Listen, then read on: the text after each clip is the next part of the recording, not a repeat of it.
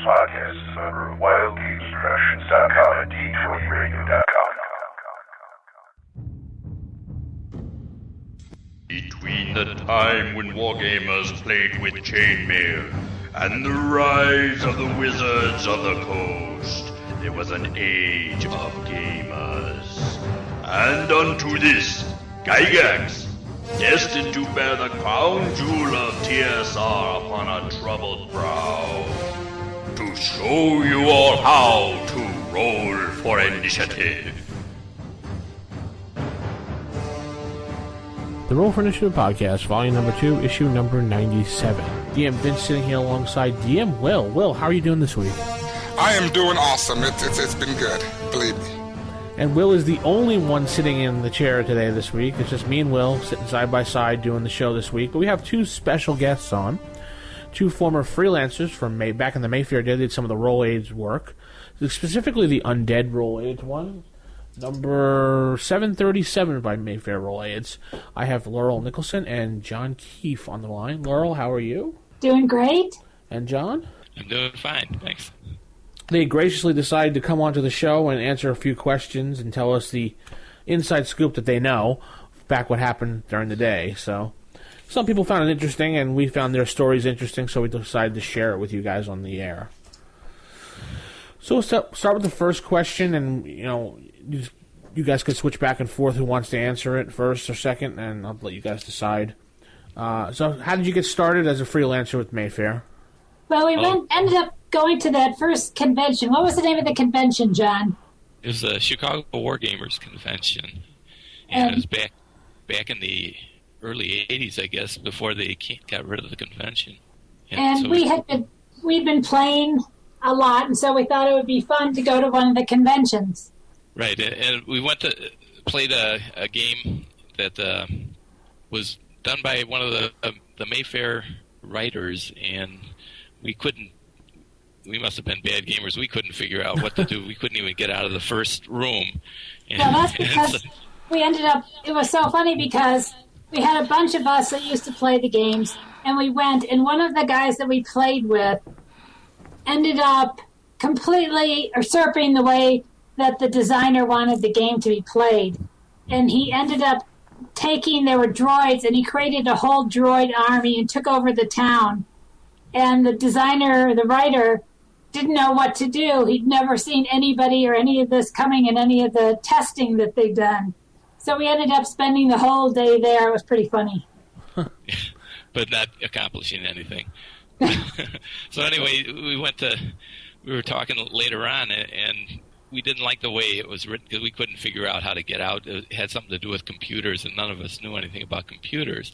And so Lori said that we could probably write a better module than this, and I poo-pooed that because I'd never written anything in my life before. But anyway, she decided that we should do it, and she wanted to do a module about the upcoming election in Chicago for the mayor, and we'd kind of do a spoof on it. And so we wrote it up and sent it into TSR, and were promptly smacked down by them real fast. I think TSR back then had their own writers. I don't think they were that interested in taking new ideas or new writers at that time. And even, it was pretty funny because I think one of them said, "This reads like a parody." And of course we thought that was so funny because it was a parody. Oh, nice. But we didn't really know a whole lot about Chicago politics, I guess, because we had the winner of the primary there, Harold Washington. We showed him found dead in one of the rooms of the dungeon, and he ended up winning. So it was kind of funny in that. Wow. But it actually was one of, I think of all of them that we did, it was one of the best that we ever wrote. It was Deadly Power, and it was a really fun game to play. So you sent this to TSR, and they said, I don't think so. So then you went to Mayfair? Right.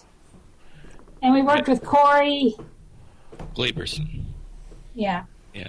But they said pretty much the same thing when we sent it in, but they were really nice about it. They said we can work with this and we can get it going, and we got that one published, and TSR, like Laurie said, they had their own people, and they probably got thousands of submissions all the time, and they didn't want to work with us. They wanted something to come in.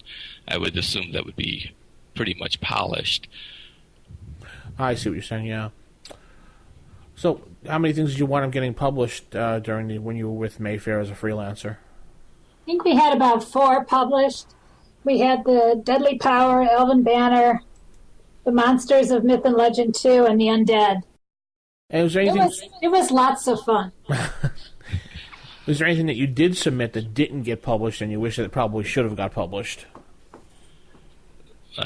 Everything we submitted got published, but some of it got left out. Like there was an adventure that linked all the different mythos and monsters in Myth and Legend 2 that they didn't use. They didn't have any room for it. I would have liked to see that published. And I think there may have been a second adventure for Undead that I really liked, but I'm not positive we submitted that or not. I know I have half of it here, but. Oh, really? So they might have done it. Plus, we were writing a book, and at that time they weren't too interested in the book, so we still have a partially written book that we'd like to finish and get published. By all means, you should do that. With Lulu and everything now, you practically do it on your own. Yes. Yeah, things are a lot easier these days. Yeah. I have a question. Go ahead, Will. Just, real simple. So we're talking about the very beginnings here. You as a freelancer, when you was a freelancer working with Mayfair, did you all work out of your homes and have a secondary job? Right. We both had secondary jobs. Laurie had a computer, so she would type everything in and write her stuff on the computer. And I'd hand her notes, handwritten notes of scratched out, really horrible, and she had a... Nice. I've always been a writer, so I was working as a writer back then, or an editor, and so it's always been something that I've always done. So this was pretty easy. John had some great ideas, and then we could incorporate them in and kind of move from there. I think the ideas were all Laurie's, the main ideas. I just wrote monsters and encounters and magic items, but the basic setup of most of the modules was her idea. Okay. Looking over at the Undead book that you both had your hand into, you wrote me, John. You wrote me originally about this and about the Sword of Griswold. Yeah. How did you come up with that name? Because you were telling me about that in the. I was telling. I didn't like writing names. I used street names and names of neighbors and things like that. And so, but I may have seen that movie and used the name Griswold.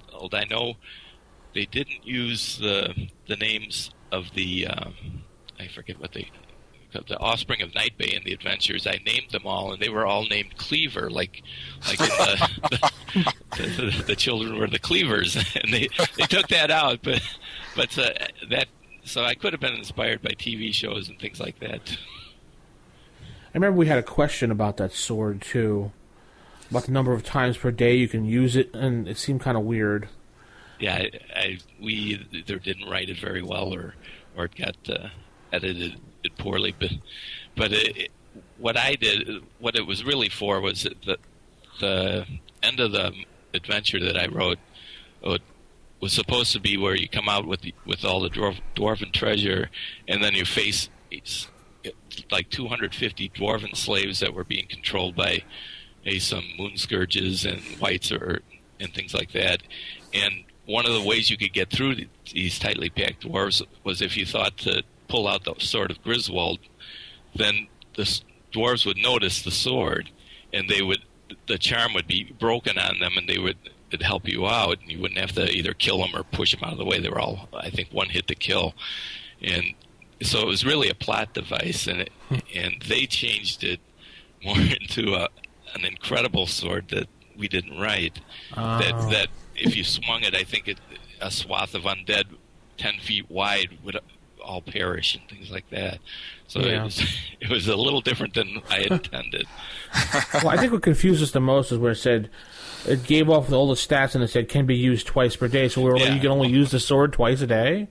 The holy water twice a day, assuming you would have to refill it somehow.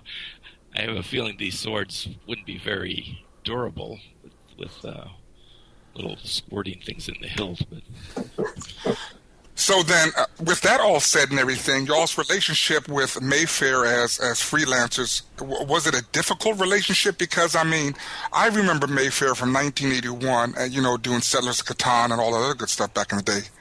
You think they concentrated more on board games? Did they really care about the role-playing aspect? When we were working with them, they were very focused on the role-playing, and we had a pretty good relationship once we started working with them, and they were pretty open to things, and it worked out pretty well. At that time, I think they were competing more with TSR. They were trying to and build up on that to do more, and then, of course, the lawsuit happened, and that kind of changed a few things. But basically, they're working pretty hard, I think, to be pretty strong competitors. Yeah, I don't think we had any real problem. With Undead, they did a lot of extra editing that we didn't like, but I mean, they gave us the chance, and it was a lot of fun working with them. And I think in all the modules, the editing was a little not really good, because Laurie asked when we did Undead if we could see the galleys so we could proofread them, because they'd leave out room numbers and things like that. But oh boy, but it was a great experience. Completely. Like the drawing of the one-armed man that we were questioning in there. Oh, we're going over that again? I swear to God, it was like a one-armed man. Was it one-armed man? That picture of that dwarven character, where is it? The skinny dwarf. Was it a one-armed man? Well, I suggested that it could have been Fallon, the lead NPC, who had one arm, and then they just changed it. But I don't know if that's true or not. Yeah, it's on, I'm trying to find the page here. I'm flipping to it. It's on page 12, and it's also on the back too. Yeah, but I think Will is right that they used to be a really good game company, board games. Oh yeah. And then they went into this endeavor. I don't know. And I talked to somebody from Mayfair recently, and he told me that they were really happy. They don't own the rights to them anymore, but I wanted to know who owned the rights, and he said they were really happy with all their Roll-Aid stuff, and it was a good moneymaker for them. Well, Wizards of the Coast, I think, owns all the rights now at this point, since they bought it from TSR. Yeah. So during the time, so let's go back to 1987 here, when City State of the Overlord was coming out, and Gary Gygax wrote the intro for that. Did you have any interaction with Gary at that time, or did you speak with him or talk to him at all? No. No, I did sell a miniature. I sell miniatures on eBay. I sold one to Elise Gygax, when that dungeon lady with a pet dragon, and she told me that she was actually the model for that, and I know she was in some advertisements for TSR too. Oh yeah, I know which one you're talking about. Yep, she was quite a few. Yeah. She was real young back then, wasn't she? Yeah. It looked like the miniature was like a teenager with a pet dragon. Yeah, she did a lot of ads for TSR back in the day.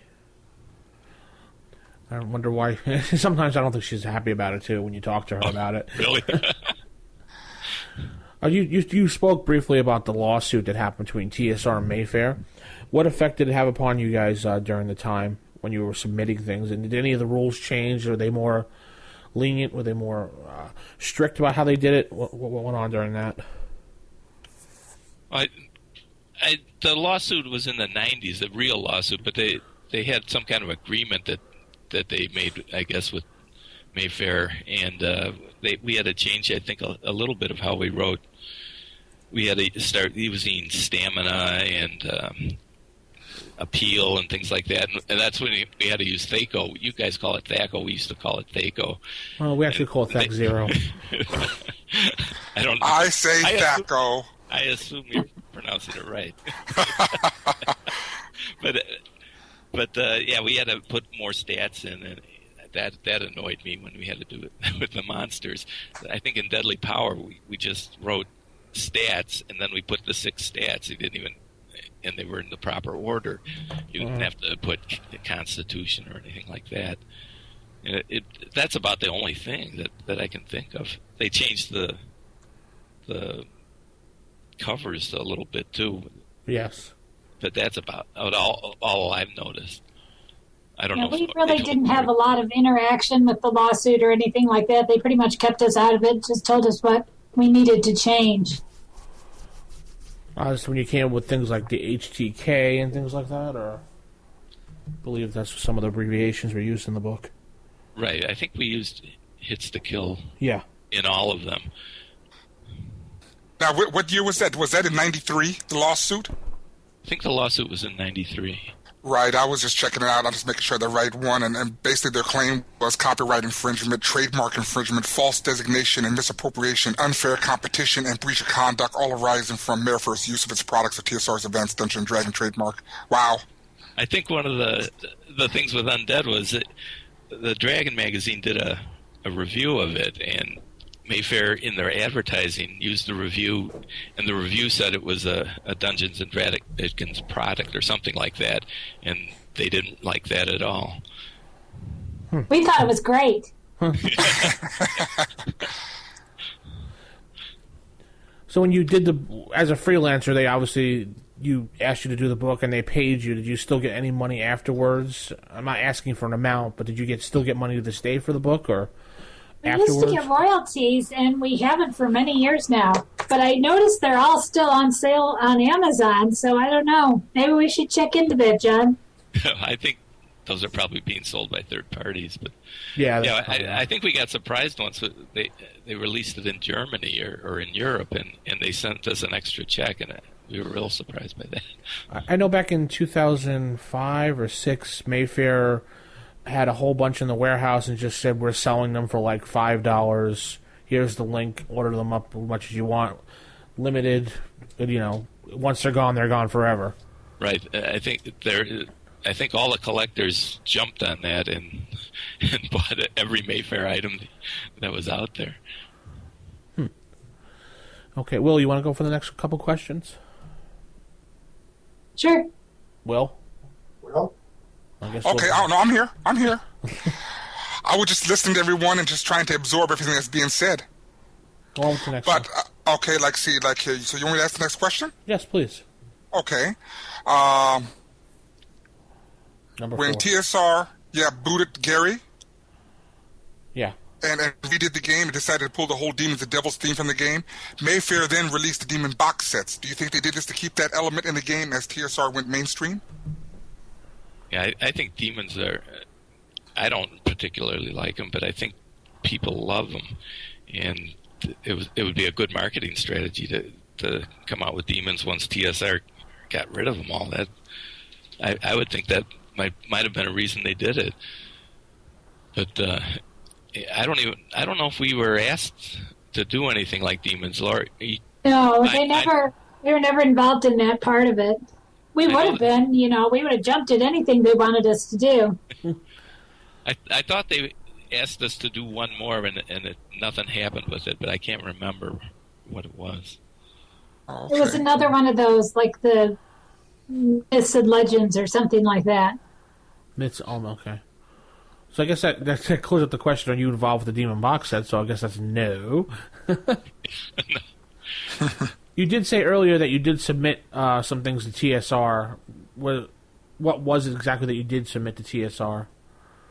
That was just the first one we did, the Deadly Power. Oh, and they just weren't very receptive.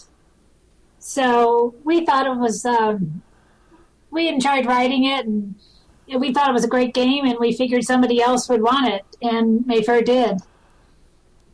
Oh, cool. Oh, I bought the stuff for sure because I liked it, because that was an element that was kind of absent during that time period. Definitely.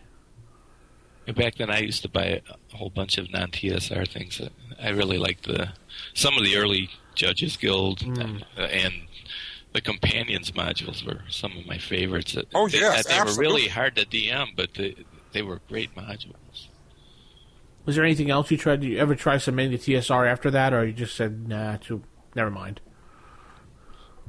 I think Mayfair. I think we stayed with Mayfair pretty much. And then, when was it? I think it was in the early 80s when remember when the religious attacks started coming and people were saying that Dungeons and Dragons were crazy and evil, demonized. Yeah. And then the sales kind of dropped then, I think, because a lot of parents didn't want kids playing. And then that kind of went away. But I think that really interfered with, I think, some of the profits for a while. Wow. Well, I would doubt. Yeah, it did have a big effect on all the profits for TSR. I know that. So next question we have here is, John, you actually contacted us via email. So how did you start listening to the podcast? Was it because of the review of The Undead and it caught your eye, or you just happened to see it and was like, oh, cool, and decided to listen? Or every once in a while, a couple of years ago, I started selling all my stuff, and I realized, I don't want to sell this stuff anymore. It was all pretty cool, so I stopped selling it, and I'd Google like Bizantra or Verdice and things like that just to see what came up, and then just about 3 weeks ago was it, or a month ago, something popped up that wasn't just a kid using these names or things in their games. It was something real. It said a podcast. And what is this? So I had to listen to it. I thought it was pretty good, and I told Lori about it. And she enjoyed it pretty much too. Now, did you enjoy it because we covered the content, or was it because of me and my silliness? Oh yeah, it was all you, Will. We love the silliness. What was it where you were putting ketchup into something? And That was Nick and all of them and everything. Okay. Yeah. That was so funny.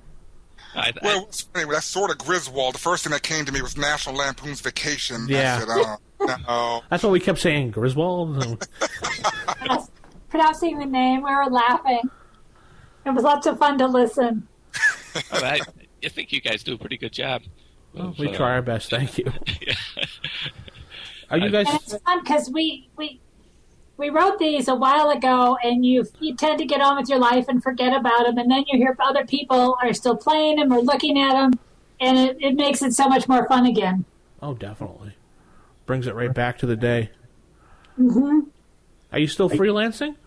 Yes, well, I still have a writing business, so doing some stuff, trying to get more things published, and John and I trying to get this book published one of these days. Maybe we'll do it ourselves. Oh, can you tell us anything about the book? Or the book was actually based on one of our best adventures ever, and we just, after a while, John wrote a ballad about it, and we ended up writing a whole book. We're about halfway through the book now about it, and it kind of sat for a while, and now I'm back to it. Huh. Yeah, I've got a couple of little modules I write off and on, and I'm writing a story for my website that just a spoof of the Lord of the Rings trilogy, and that. But without Lori, I don't get pushed or anything. She kind of ran the show and told me I had to have the stuff done and things like that. Without her, I just take my time, and so, she was cracking the whip, right? Yeah. I was going to send one of these into your contest, but obviously being on the show, it wouldn't qualify. But maybe I'll just send it in. Sure, we'd love to share a little late and see what you think about it. Which contest is this? Your contest. You're the Roll for Initiative contest.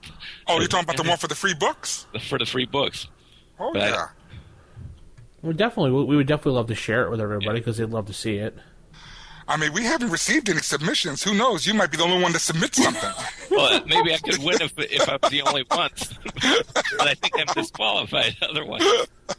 You're not disqualified, not at all. You're not part of... No, neither of you are disqualified. No, absolutely not. Oh. Only staff is disqualified, that's it. Oh, good. Uh-oh, a professional module coming your way, Will. No, I like that. I like to throw stuff, my personal stuff your way, and y'all take a look, and then you all take it from there. Yeah. I wouldn't mind looking at stuff. I'm kind of getting into D&D again. Excellent. AD&D. I know, it's just so much fun.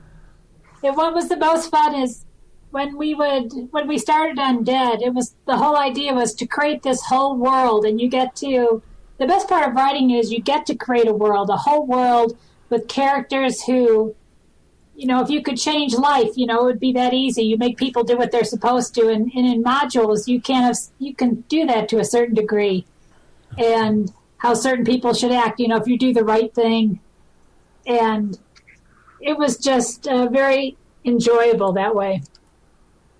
All right. So now, the undead thing was actually a whole world revolved around undead, am I correct? Yes. And, an area of the world that they took over their...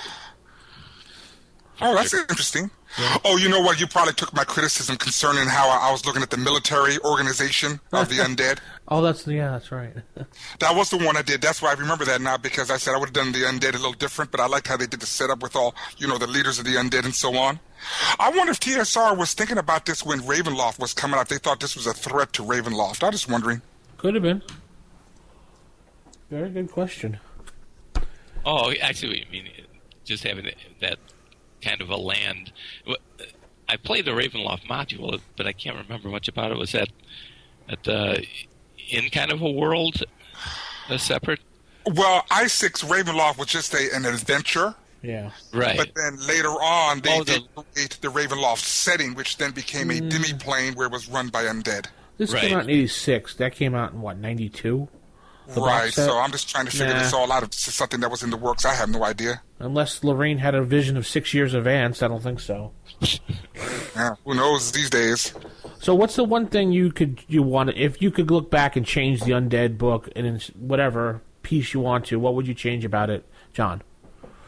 I think I'd put my ending in. That's the main thing. But other than that, I think it turned out pretty well.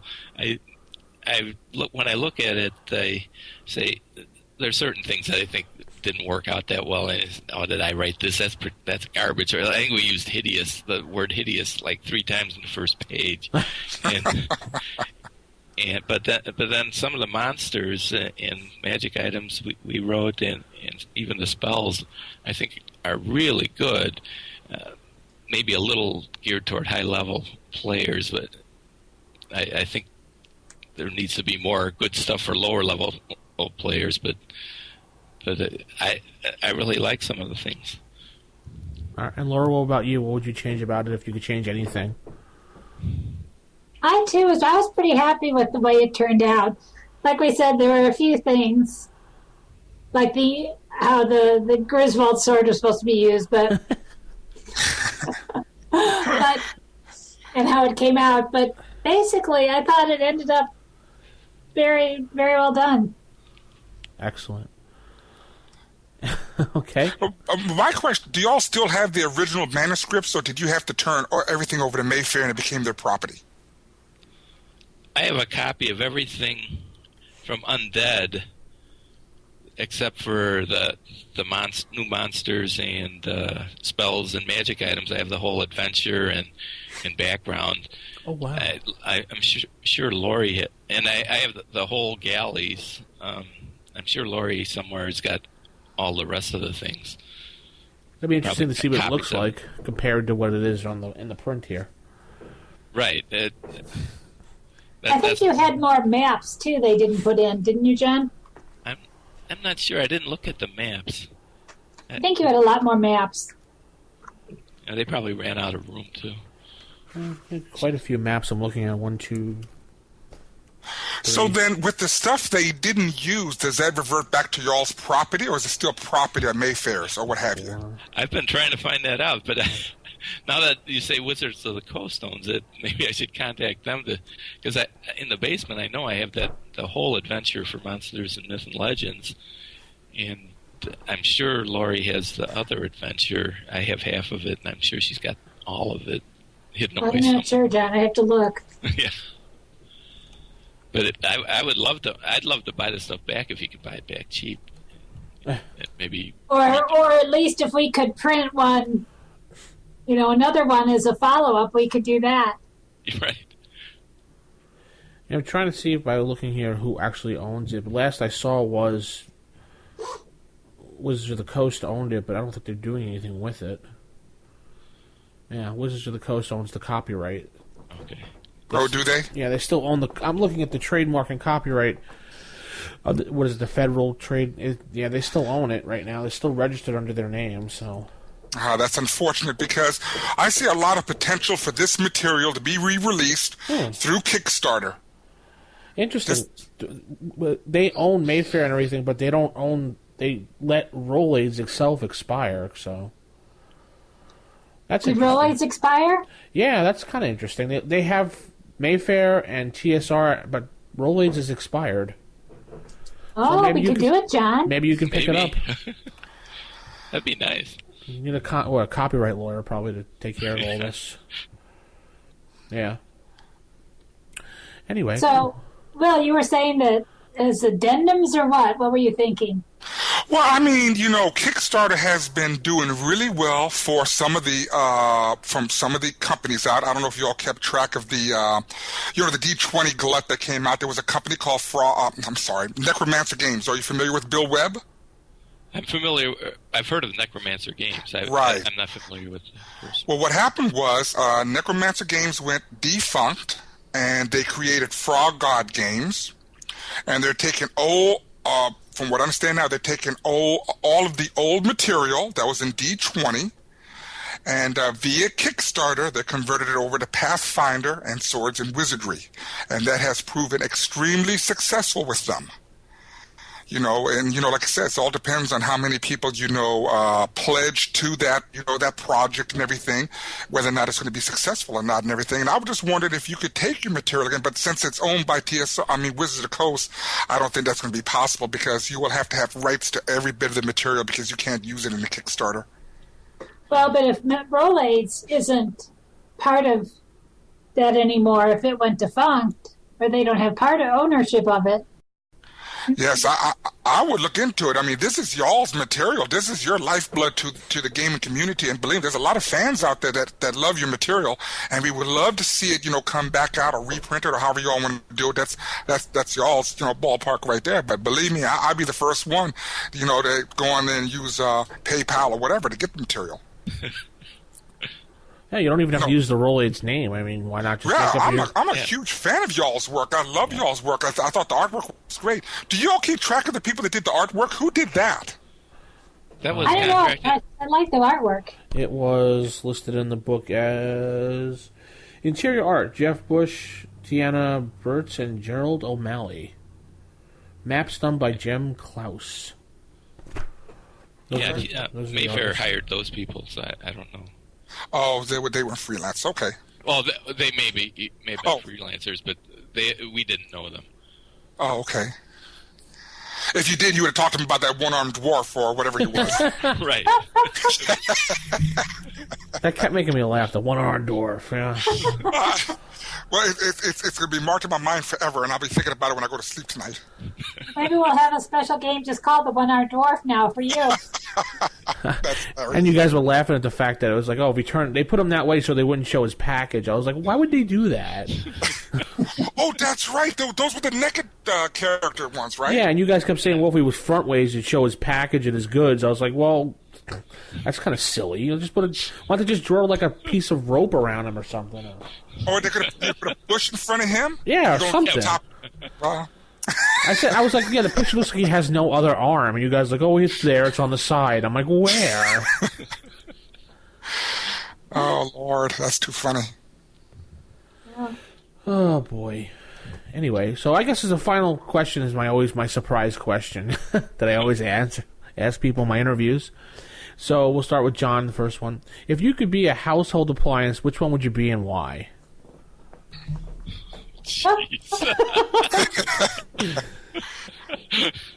I guess I'd be a TV because then people would be watching me all the time. You'd be entertained by it. Oh, my goodness. Listen to this. And Laura, what about you? I don't know. I guess I'd be a blender. Just kind of blend it up, mix it up. There you go. In my former days when I used to ask that question on another podcast I was on, one of the people said I wanted to be an iPhone. We're like, how is an iPhone a household appliance? I guess really a TV isn't an appliance either. It's an appliance. Oh, no, just TVs. It's these days. That's true. That was Mr. Eddie Webb from White Wolf Publishing that actually did that. You know who he is. Anyway, so Will, you have any questions to end this? Oh, no, I just want to say that it was an absolute pleasure speaking to you, too. It's an honor, to speak to someone from the old days, not to be offensive or anything, because if it wasn't for people like you that did that freelancing work and everything, I don't think that the fantasy game side of the house would be as broad as it was. No, definitely. Oh, well, thank you so much. We loved it. Yeah, it was great fun. Thanks for having us on. We definitely appreciate you writing in and listening and laughing and reminiscing and then agreeing to come on after saying, nah, I don't know. I have a good question. Oh, there we go. Go ahead, Will. I have an excellent question. Uh-oh. Do y'all think female dwarves have beards? Oh, jeez. Oh, definitely. Are you kidding? Of course. I thought they all but did. They're lighter. They're not as heavy. Okay. That's awesome. Much thinner hair. Oh, and what about the other question? Do orcs have pig faces or not? Oh. Orcs do have pig faces. I think the earliest miniatures for dwarfs all had pig faces. Or in Will's case, pigs with orc faces. Yeah, I've seen pigs with orc faces. I don't know why I did that. I messed that all up. I think they were just homely, and some people mistook them to look as pigs. Yeah. Yeah. That's awesome. Anyway, thank you for joining us, and hopefully you guys will listen in and maybe join us again some other time with some more comments and questions or whatever. Yeah, we'd love to. Anytime. Great. Yeah, it was great fun. All right, thanks for joining us. And I also gave you a plug on my story, too. Oh, I put one of my characters is wearing a Roll for Initiative T-shirt in it. That's awesome. What's your website, John?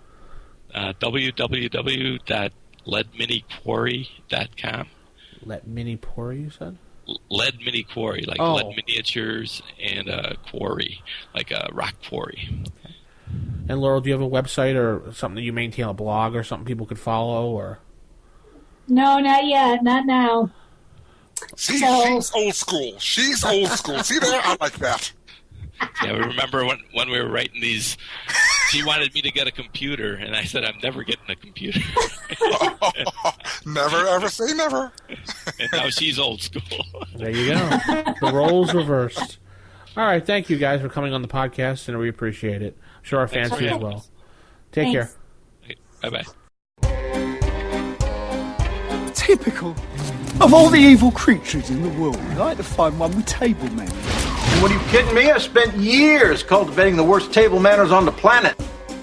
Table manners. Okay, so we're here in Table Manners this week, and actually we're going to sit back and actually just talk a little bit about the new reprints that have been announced. As people have been posting in the forums, they are going to reprint the Unearthed Arcana finally, too. What do you think about that, Will? I think that's awesome. I'm looking forward to seeing that. I'm a little shocked that that's the next book that's coming out, because I figured if anything they was going to release the Monster Manual 2 and the Fiend Folio and then go to Unearthed Arcana. Well, it actually kind of makes sense if you think about it. They published the core books, which we all love, and now they published Unearthed Arcana, which is basically optional rules, according to what Gary said when he printed the book. So that would be the next logical step. Yeah, but see, my logic is like this. Where were Drow Elves at? Drow Elves were mentioned in the Fiend Folio.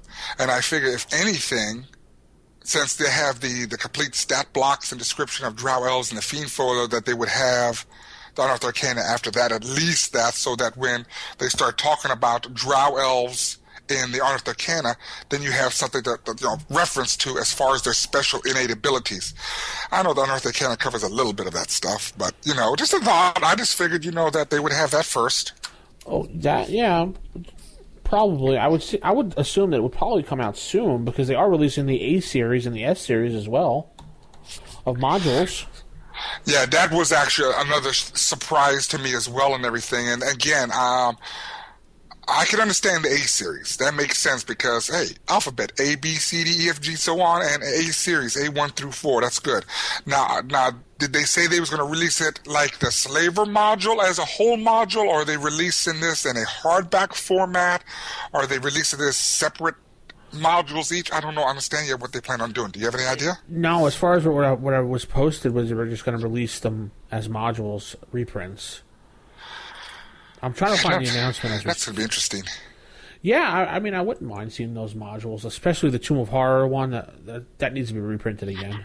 Oh, the S series. Now, that's going to be good if they do that right. If they do it where they were the individual modules, they will do great then because they had all of the material, because the S series was lacking a lot of stuff when they put it all in the compilation.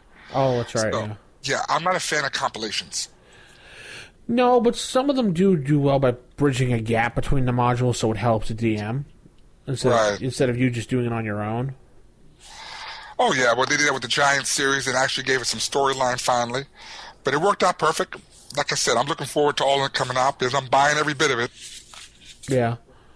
I meant to ask you, Thor Camera's modules, do they go in line with the Giants modules at all? I really didn't, this is embarrassing to say this, but sorry, Thor. I never really looked at his modules and everything. My issue is I can't justify spending money on modules unless I actually look at them and physically see what I'm dealing with, because I'm just real particular about that. I think those are free, though, right? No, actually, he was actually selling them. He is actually selling them. I forgot if he had it, gave out an example. I have to look at third-party modules. I have to look and read them to see if they fit within my desired needs for it. I'm real picky about modules. I'm very picky, especially from third-party.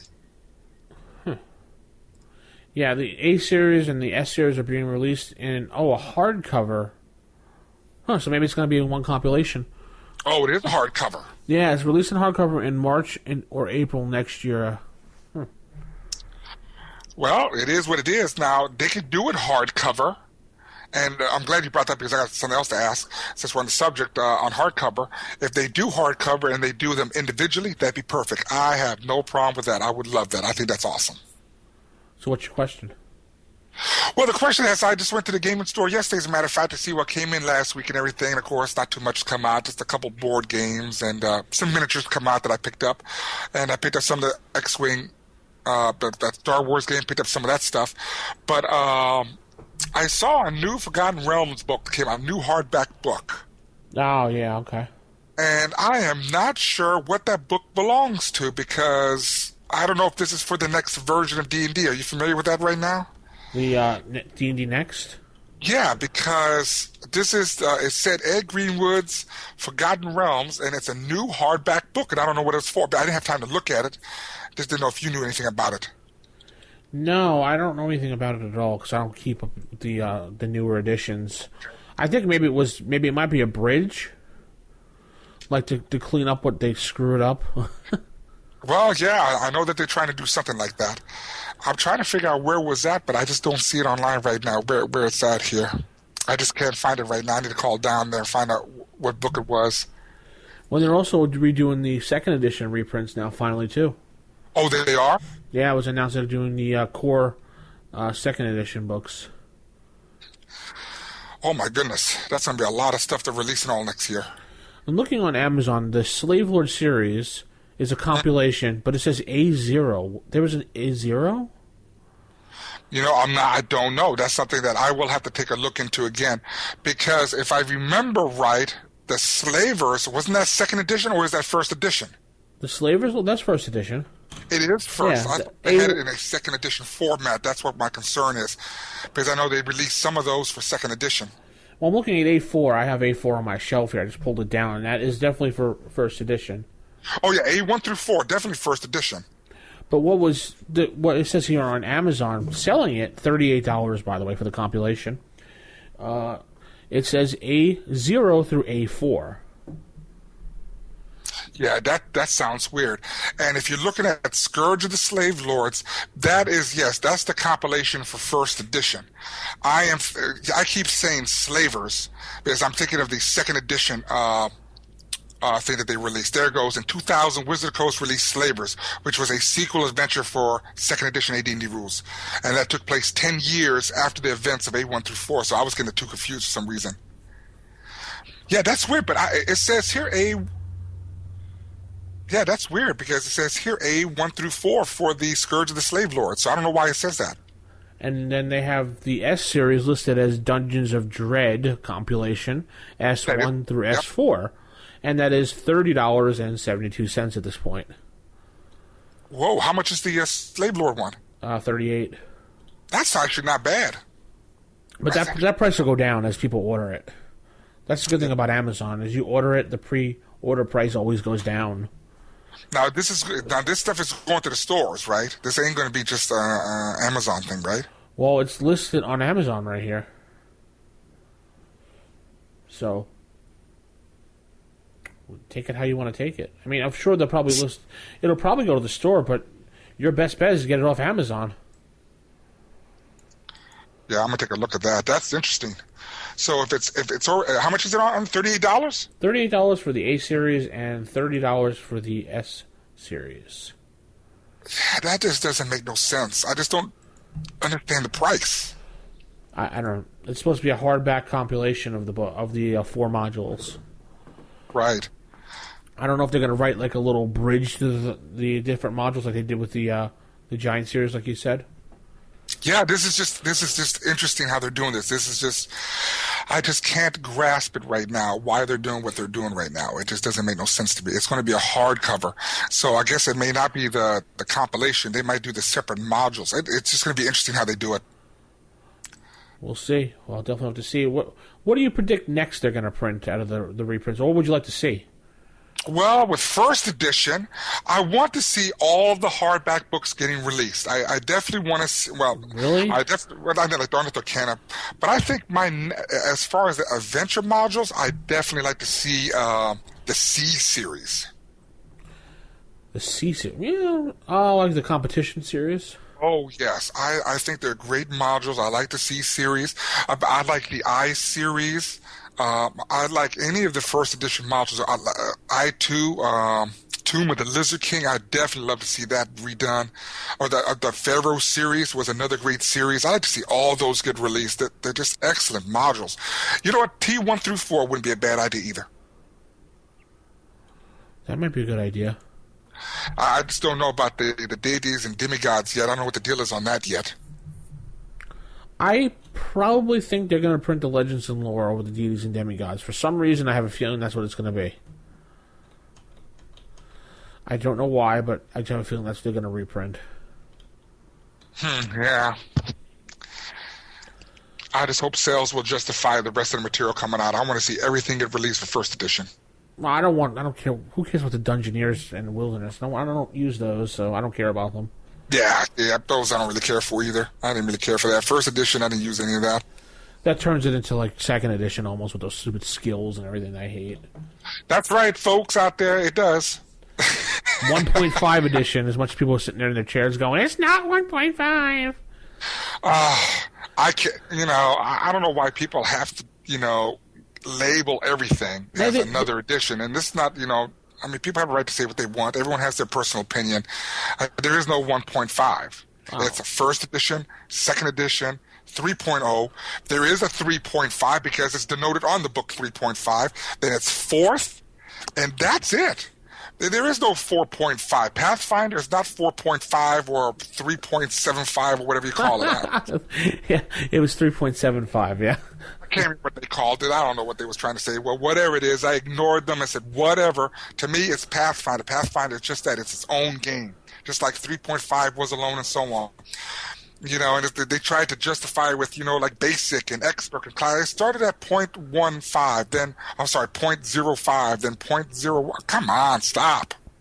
Stop labeling these things. It's either basic, expert, classic, blah, blah, blah. I don't know. Most people consider, like in second edition, they consider anything with the Splat books 2.5 edition. Oh my goodness, no! I've heard many people say that 2E is just the core books and the monster manual stuff, and then when you start getting into the Splat books, it becomes a totally different game. 2.5, they say. Let me tell you when it becomes a different game. When you have a different set of rule mechanics, it didn't change anything. It's still D&D. You're still playing a wizard. Now your wizard gets to carry a sword. Whoop-dee. Now it's D&D 2.78 or 2.5. You know? No, I never looked at it like that. That's all minutia to me. I mean, honestly, give me a break. Now, I will tell you this, though. When they were at the very end of second edition, you can agree with me on this, is when they came out with those, remember those books, the last 4 or 5 books, you know which ones I'm talking about. No, I don't know what you're talking about. That was when 3.0 was going to come out. That was the dawn of 3.0 with those set of books that came out, and I can't remember what they're called again. It was the last 4 or 5 sets before its second edition came to end, and then they announced that 3.0 was coming out. Then you knew that the game was going to change. I would have considered that 0.5. When they started bridging the gap between 2.0 and 3.0? Yes, those set of books at the very end. There was like 4 or 5 of them. The conversion books? They was converted over. That's when you knew that something was happening. You just didn't know yet what it was. Yeah, they started adding all those crazy things in there, and I said, this is not second edition. That changed the game because that manipulated a lot of the rule mechanics and all that other stuff. Like the Challenger D&D set or something? Or forgot what it is. It's in the room. I was going to run back there, but since we only have 2 people, I'm not going to run away and look at it. All right, so let's clear something up here. Will, they were talking the initiative episode we had when we talked about initiative. People were a little confused over what your method of initiative was, and I just wanted to clear that up with you. Oh, man, that is so funny. Yeah, and you know what? That's my fault. You know, like I said, I'm not perfect. I make mistakes. I'm just as fallible as anyone else. Nah, not as much. No, I'm just joking. Oh, boy. No, what happened is, my friend, when they asked the question, what happened was, I think Matt said something about second edition, and my train of thought went to second edition. That's when I used the 10-sider. Remember that part? Yeah. And no, let me make it clear right now.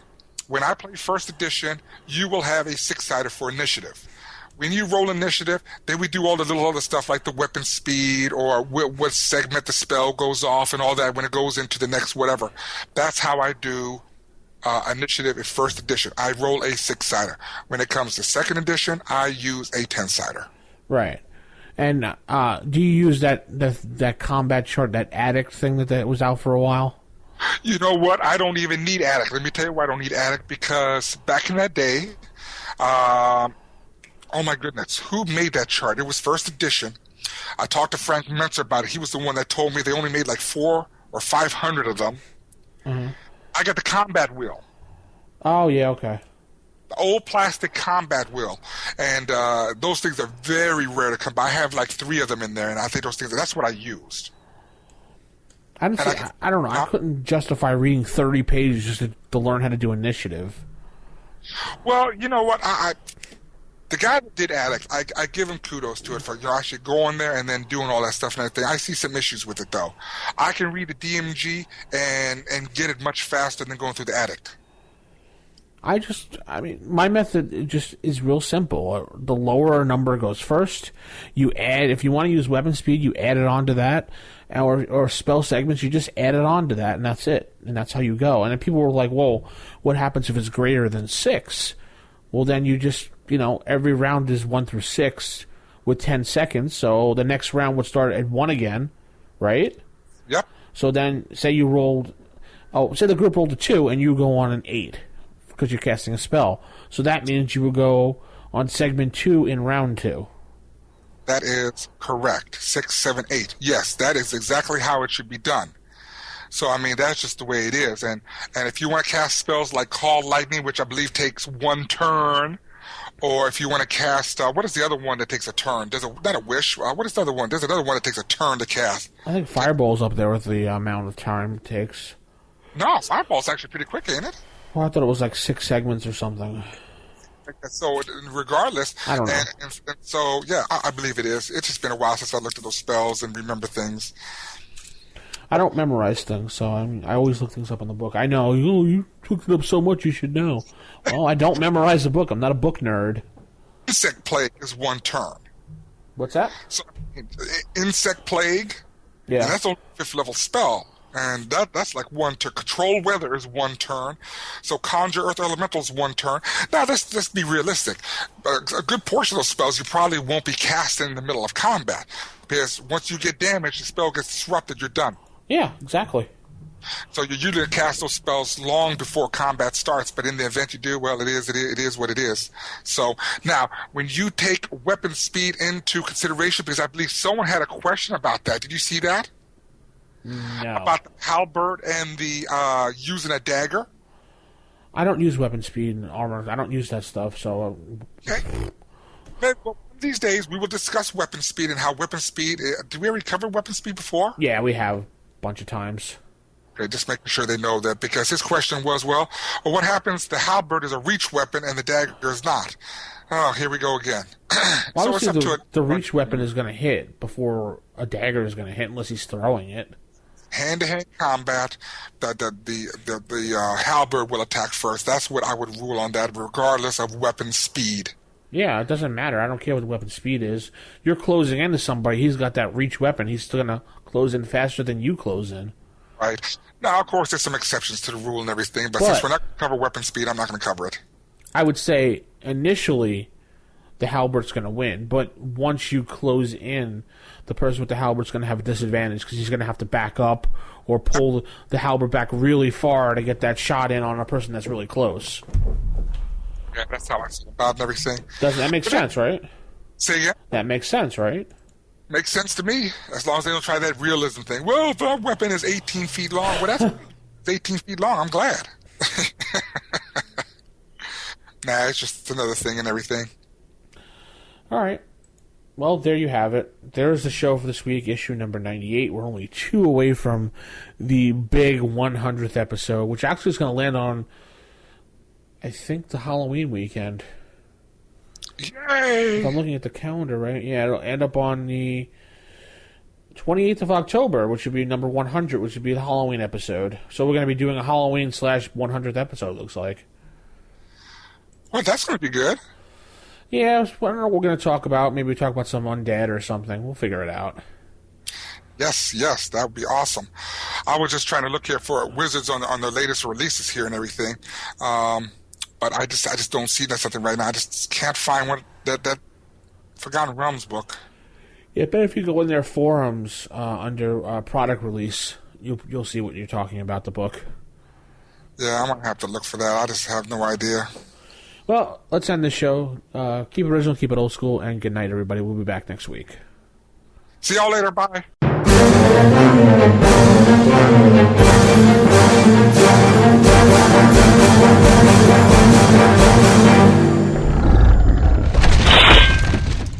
Roll for initiative.